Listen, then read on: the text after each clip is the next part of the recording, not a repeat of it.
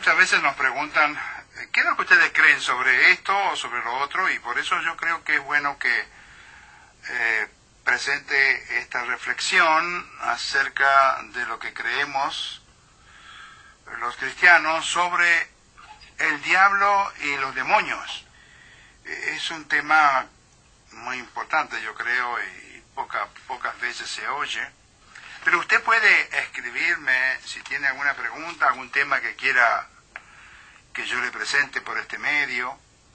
Tome nota de la dirección donde usted se puede comunicar con su servidor en este programa. Las iniciales CAC, o sea, Carlos A. Capelli, que soy yo, simplemente las 3 primeras letras, CAC, 1042@gmail.com.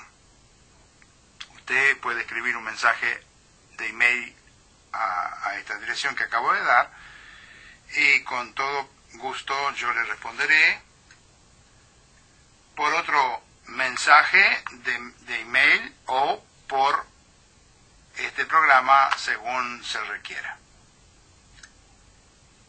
La pregunta que siempre debemos escuchar es, ¿los cristianos creen que el diablo existe? Miren, no es lo mismo que creer en el diablo. Cuando alguien dice creo en Cristo, quiere decir no simplemente que reconoce la existencia de Cristo, sino que cree que Cristo puede y va a salvarle.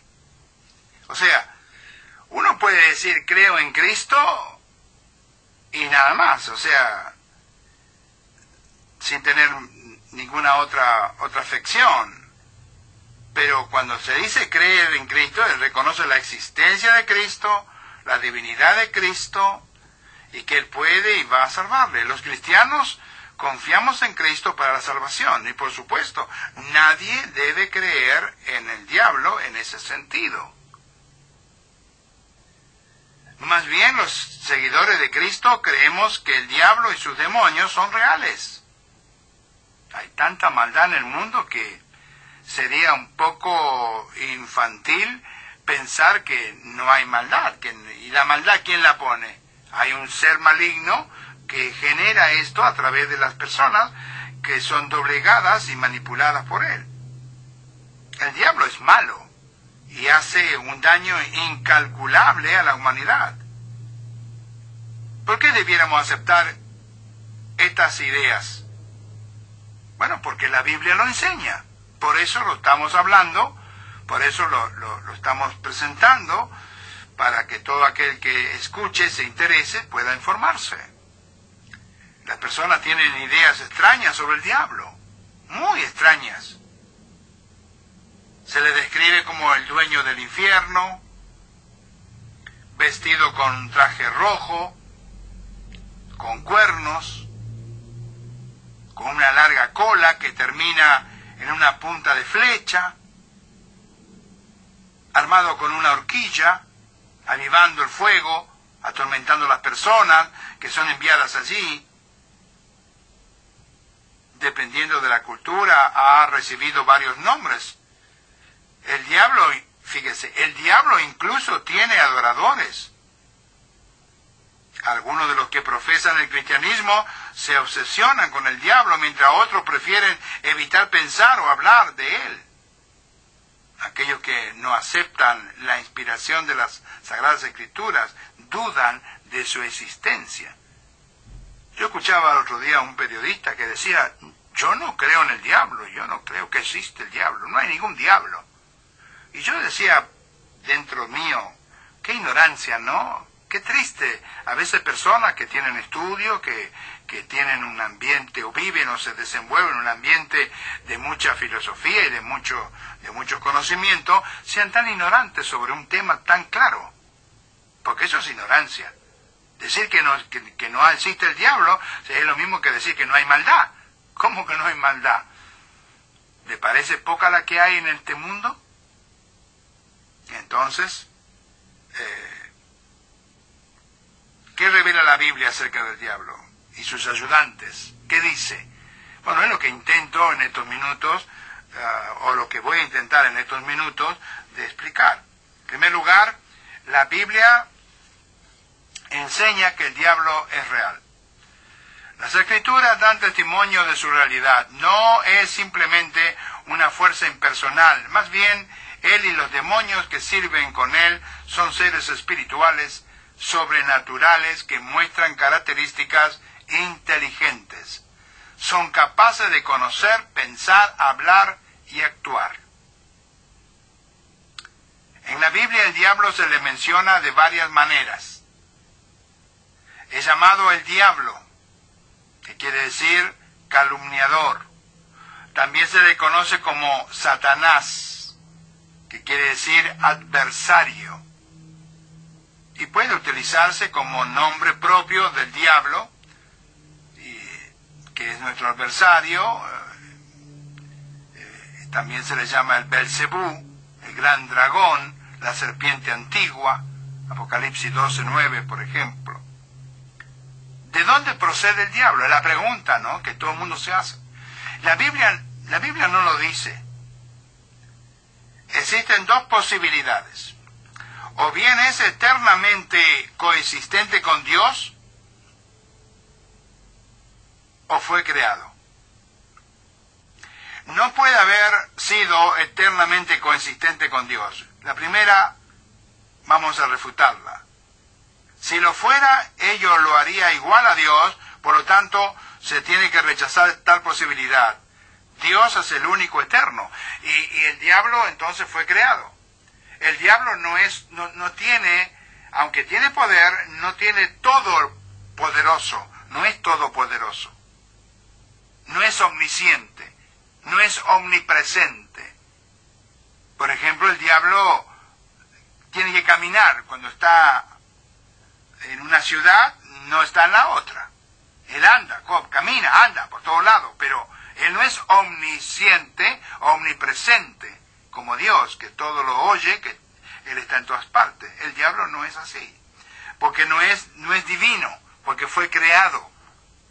Es bien y el mal nunca han coexistido eternamente como fuerzas opuestas. Por lo tanto, el diablo tuvo que haber sido creado. Si el diablo fue creado, entonces fue creado como un ser maligno o un ser bueno que optó por convertirse en malo. Parece imposible que un Dios bueno creara un ser maligno. Sobre todo porque la Biblia dice que vio Dios que todo lo que había hecho era bueno. Y en gran manera, Génesis 1, verso 31. Y tenemos por concluir entonces en que es que el diablo fue creado como un ser bueno que luego se volvió malo. Porque no hay otra forma, no hay otra manera de razonar que esta, por falta de información bíblica, no tenemos. Los cristianos tradicionalmente hemos creído que el diablo es un ángel caído. Se refiere a los ángeles que pecaron y fueron expulsados del cielo, que habla de cuando el diablo fue arrojado a la tierra. Podría también estarse refiriendo al origen del Satanás, ¿no? En la condenación del diablo en 1 Timoteo 3:6 podría referirse a la sanción que resultó de la rebeldía del diablo cuando era un ángel en el cielo. Esto es lo poquito que podemos decir acerca de su origen, ¿no? Y parece probable que ángeles que Dios hubo creado se rebelaron contra él, probablemente debido al orgullo, abandonaron su propia morada, dice Judas, versículo 6, y trataron de usurpar la posición de Dios, liberando o llevando o encabezando la rebelión estaba el poderoso ángel que se convirtió en el diablo. Y Dios los arrojó a él y sus seguidores del cielo y los consignó al castigo eterno. Y estos ángeles caídos se convirtieron entonces en Satanás y sus secuaces, los demonios. Por eso Juan escribió: el que practica el pecado es del diablo, porque el diablo peca desde el principio. ¿Y desde qué principio? Desde el principio de la creación de él. Y él siempre anduvo ahí Cuando fue creado y cuando se reveló desde su principio de maldad, ahí comienza su pecado, ¿no? Y sigue pecando. Y Jesús les dijo a algunos de sus enemigos lo siguiente: vosotros sois de vuestro padre el diablo, y los deseos de vuestro padre queréis hacer. Él ha sido homicida desde el principio, y no ha permanecido en la verdad, porque no hay verdad en él. Cuando habla mentira, de suyo habla, porque es mentiroso y padre de mentira. Juan 8, verso 44. Entonces, acá podemos ver algo importante. Cuando dice, vosotros sois de vuestro padre el diablo. Ahora, el diablo no puede engendrar. Cuando dice, vosotros sois hijos de vuestro padre, el diablo, significa que aquellos que estaban allí escuchando el mensaje de Jesús eran semejantes al diablo. Eran tan iguales como si fueran hijos de él, porque mienten. Todo mentiroso es semejante al diablo. Y puede que las personas hagan bromas sobre el diablo, sin embargo Satanás en realidad no nos causa ninguna risa. Es la criatura más horrenda, despreciable y malvada que haya existido y que existe. En la parábola de la cizaña, a Satanás se le describe como el enemigo del reino que plantó cizaña en el campo de trigo del agricultor. Mateo 13, verso 38. Y Pedro escribió, sed sobrios y velad, porque vuestro adversario, el diablo, como león rugiente, anda alrededor buscando a quien devorar. 1 Pedro 5, versículo 8. Y bueno, ahí anda el león, ¿verdad? O el zorro, buscando siempre la oveja que está más alejada del redil, de la manada, la que está solita por allá, apartada. Entonces allá va el león, corriendo y la toma, y ella sola no puede defenderse y cae en las garras del león. Así es el diablo. Cuando agarra a alguien que está alejado de la palabra, que está alejado de las cosas espirituales, que está débil, entonces ahí se lo devora. El diablo tienta a las personas con el fin de influir en ellas para que pequen. Tentó a Jesús en el desierto y le dijo, si tú eres hijo de Dios, di que estas piedras se conviertan en pan. Y Jesús dijo, no solo de pan vivirá el hombre, sino de toda palabra que sale de la boca de Dios. ¿En qué consistía la maldad ahí? ¿Cómo puede haber algo malo en convertir piedras en pan para saciar el hambre de las personas hambrientas? ¿Satanás usó una cosa inocente? ¿Satanás usó algo que no tenía efecto? Él no hace nunca eso, él sabe lo que hace. Y por lo tanto, cuando tentó a Jesús, ¿qué le dijo? Pues si tú eres hijo de Dios, di que estas piedras se conviertan en pan. Bueno, el Padre Celestial no le había ordenado a su hijo hacer ninguna demostración de su verdadera identidad con convertir piedras en pan. Y por eso Jesús dijo, no solo de pan vive el hombre, sino de toda palabra que sale de la boca de Dios. Jesús no hizo nada que su Padre no le haya mandado hacer. Y la idea de Satanás era que él desobedeciera al Padre y que por alguna razón hiciera algo por él mismo. Fíjese usted cómo es la manipulación, ¿no?, de este ser maligno y perverso.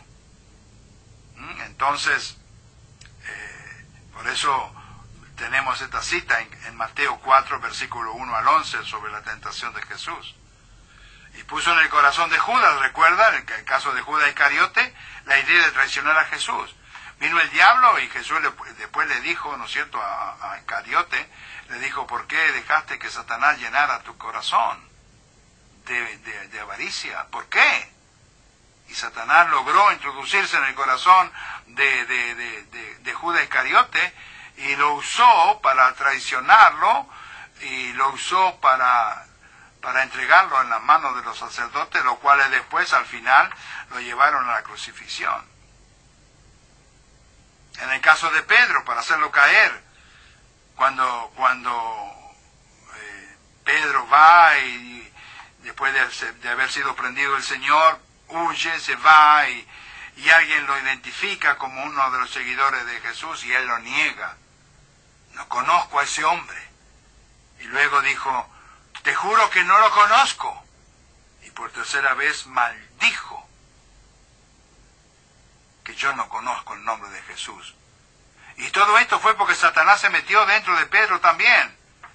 Y lo tentó a negar a Cristo y Pedro se dejó dominar y lo negó. Y después cuando se dio cuenta que el gallo canta, según la palabra de Cristo que le dijo que antes que el gallo cantara en la madrugada tú me vas a negar 3 veces que me conoces.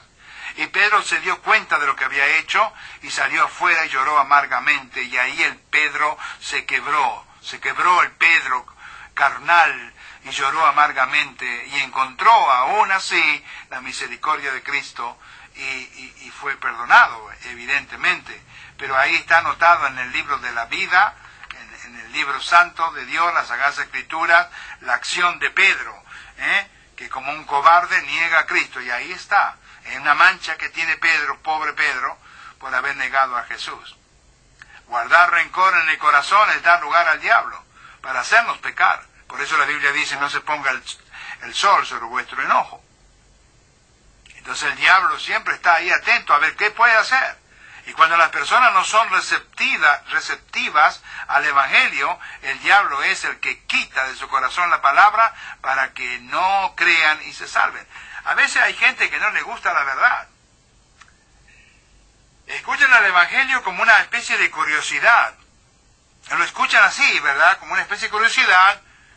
Y luego, pero no sienten gran atracción hacia el Evangelio de Cristo, hacia Cristo mismo. Y por eso dice la Biblia que cuando la persona oye el Evangelio en estas condiciones, viene Satanás y arrebata del corazón la palabra para que no vayan a tener ninguna inclinación hacia él. Comparándolo con la parábola del sembrador, cuando la semilla cae sobre tierra dura, y donde no puede penetrar, y donde las aves del cielo vienen, pum, y se las palomas y se comen la semilla. Está dando una parábola para indicar una acción que ocurre cuando la gente escucha el Evangelio sin interés. Que se creen que están bien con Dios, que Dios va a ver lo que hace allá en el día del juicio. Yo soy buena persona, así que no me preocupo mucho, me muero, y bueno, de agua hay que morir, y entonces Dios sabrá. ¿Qué cosa, no? ¿Cómo logró Satanás meter esa idea tan equivocada en la mente de muchas personas? Por supuesto que Dios sabe lo que va a hacer conmigo cuando yo me muera. Pero ¿no cree usted que es sensato que yo también lo sepa? Porque yo puedo modificar mi destino. Tengo el poder de hacerlo. Usted también lo tiene. Porque somos personas con libre albedrío. Y nosotros somos libres de aceptar al diablo o de aceptar a Cristo, de aceptar el error o aceptar la verdad. Somos libres. Y esto Dios nos ha hecho así. Entonces, nosotros decidimos dónde pasaremos la eternidad. Y no es cuestión de que yo me muera y que, bueno, no voy a saber lo que va a suceder, porque entonces eso sería una cosa un poco fuera de buen juicio, ¿no? Pensar de esa manera. El diablo no es ignorante, estimado oyente. El diablo no es ignorante, sabe cómo presentar el pecado de una manera muy atractiva, ¿no es cierto? Por eso cuando la Biblia habla acerca de la mujer ramera, que viene con su susurro, que viene con sus perfumes, que viene con sus pinturas, y el hombre ahí cae, ¿verdad? Y cae, el hombre es seducido rápidamente por las caricias de la mujer. Y luego vienen todas las consecuencias posteriores al acto, ¿verdad? Satanás trabaja de esa forma. Y puede mentir de manera tal que hace que el pecado parezca agradable. La droga, por ejemplo. No, si tú entras en la droga, después salí cuando querés, pero probalo. Así pasó con el primer cigarro. Y luego la persona se esclavizó en el tabaco. Y al final, sabemos todo lo que produce el tabaco. Y lo saben también los fumadores. ¿Y qué dicen? Y bueno, de algo hay que morir. Bueno, yo sé que me voy a morir, pero yo no quiero morirme por causa del resultado de la nicotina en mis pulmones y en mis cuerdas vocales, etcétera, etcétera. Yo no quiero morir así. Yo quiero morir de otra forma. Cuando el cuerpo ya no da más, morir en un sueño.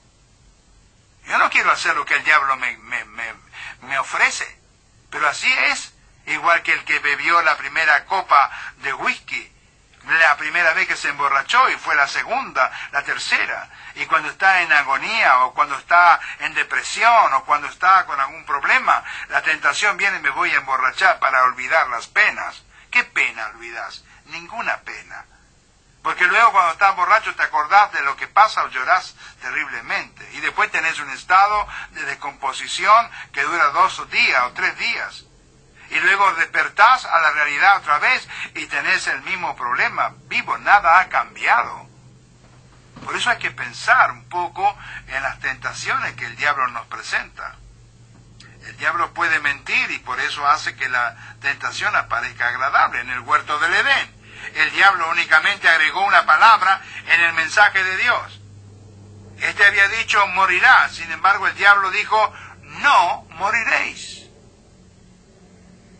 ¿Qué dijo Dios? El día que de él comieres vas a morir. Y luego cuando vino el diablo y la mujer le dijo, Eva le dijo al diablo lo que Dios le había dicho, y el diablo contesta y dice, no, sabe Dios que tú serás como él, no moriréis. Serás como él conociendo el bien y el mal, no moriréis. Génesis 3, versos 3 y 4. Y luego sedujo a Eva, cuestionando los motivos de Dios, y dio a entender que Dios era celoso y no deseaba compartir su poder ni su sabiduría con la humanidad. Génesis 3, verso 5.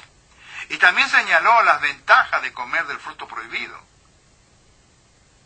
Era bueno para comer, agradable a los ojos, codiciable para alcanzar sabiduría, dice Génesis 3, verso 5. Y Eva fue engañada por el diablo. Comió el fruto y alentó a Adán, su marido, a hacer lo mismo. Génesis 3, verso 6. Y las consecuencias fueron desastrosas. Ahora, ¿tenía el poder Eva de decir que no? Sí, pero como se dejó engañar. ¿Tenía el poder Adán de rechazar el ofrecimiento de Eva? Sí. ¿Por qué lo aceptó? Bueno, porque creyó a ver a Eva ahí, creyó. Bueno, las consecuencias fueron desastrosas.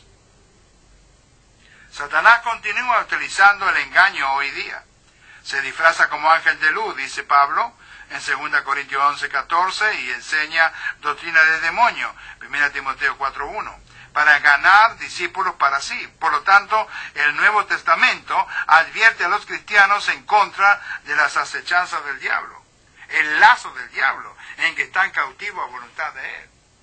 Si el diablo logra sacar el evangelio de la mente de una persona, lo enlaza y luego no lo suelta. Por eso dice la Biblia, ruega a Dios por si quizá Dios les conceda que se arrepientan del lazo del diablo en que están cautivos a voluntad de él. El diablo, no hay que jugar con él porque él te ata. Y después aunque uno llore, y aunque uno entienda, y aunque uno quiera ver la verdad o buscarla, él no va a permitir que lo logre. Porque está atado. Está atado.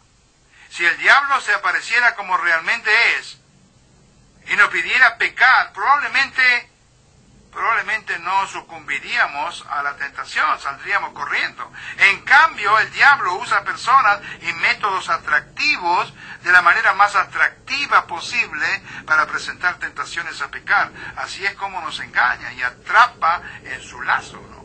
Por eso, este es un tema muy importante que poco se sabe, poco se conoce. Por eso, otra vez, digo, ¿tiene usted preguntas? Bueno, escríbame a mi dirección que tengo aquí para que le doy. Si tiene papel y lápiz, anótelo. Las iniciales CAC, de Carlos AC, Carlos Andrés, me llamo yo, Capelli. Las iniciales, como le dije, CAC 1042 @gmail.com. Usted me escribe, me hace la pregunta o me dice qué tema quiere desarrollar y con gusto trataremos de satisfacer la pregunta del interesado. Por eso el diablo es poderoso y el libro de Job pudo utilizar las fuerzas naturales a hombres malvados y la enfermedad para tratar de lograr su objetivo. Fíjese en el caso del libro de Job, ahí Job habla mucho de estas cosas, ¿no es cierto? Y el poder del diablo se ve con la declaración de la Biblia que dice, el mundo entero está bajo el maligno, el mundo entero. Fíjese usted lo que pasa hoy día, con toda la maldad que se ve por todas partes, la juventud, sin horizonte, sin futuro seguro, no hay. La fornicación, los niños sin padre que nacen y están abandonados o crecen matrimonios totalmente desarmados, muchas cosas que pasan. La gente que muere de hambre en el mundo, las guerras, la mente humana trabajando para hacer más destrucción posible de vidas humanas. El mundo está bajo el maligno. Y por eso el poder del diablo es finito. Dios es omnipotente, todopoderoso, omnisciente, todo lo sabe, omnipresente, en todas partes está. El diablo no tiene estas características. El diablo no es todopoderoso, el diablo no es omnipresente, el diablo no es omnisciente. Por eso no conoce el futuro, por ejemplo, ni puede leer los pensamientos de las personas. Dios permite que Satanás tiente al individuo en particular, sin embargo limita su poder para hacerlo. Lo limita. El diablo no tiene toda libertad para actuar y hacer lo que él quiere. Dice la Biblia que el apóstol Pablo en 1 Corintios 10:13 dice, no os dejará ser tentado más de lo que podéis resistir. Entonces, ¿cómo debe reaccionar el cristiano ante todas estas enseñanzas bíblicas sobre la existencia del diablo y sus demonios? Debemos creer que el diablo existe, estar bien informado de sus maquinaciones y hacer todo lo posible para no permitir que nos lleve por mal camino. Podemos tomar consuelo de dos hechos. En primer lugar, no tenemos por qué ser vencidos por el diablo. No tiene poder sobre nosotros si nunca sucumbimos a sus tentaciones, si no aceptamos sus ofrecimientos. Y cuando nos desanimen el poder del diablo y la gran variedad de armas a su disposición, podemos recordar que también tenemos poderosos recursos en nuestra disposición. Dios es nuestro amoroso Padre, Jesucristo es nuestro sumo sacerdote, el Espíritu Santo mora en nosotros y nos fortalece, y los ángeles de Dios existen para servirnos. Entonces podemos ser estimulados por escrituras como 1 Juan 4:4, que dice, mayor es el que está en vosotros que el que está en el mundo. Y en segundo lugar, el diablo será al final derrotado por Dios y echado en el infierno para siempre. Alegrémonos de la certeza de la derrota inminente de Satanás, pero también asegurémonos de no estar con él en el lago que arde con fuego y azufre por toda la eternidad, por creerle, por seguirle o por ser indiferente a las cosas de nuestro buen Dios. Entonces le doy de nuevo la dirección electrónica para que usted pueda escribirme si tiene alguna pregunta, cac1042@gmail.com. Dios le bendiga y tenga un buen día. Muchas gracias, hermano, por su excelente lección. Nuestro Padre.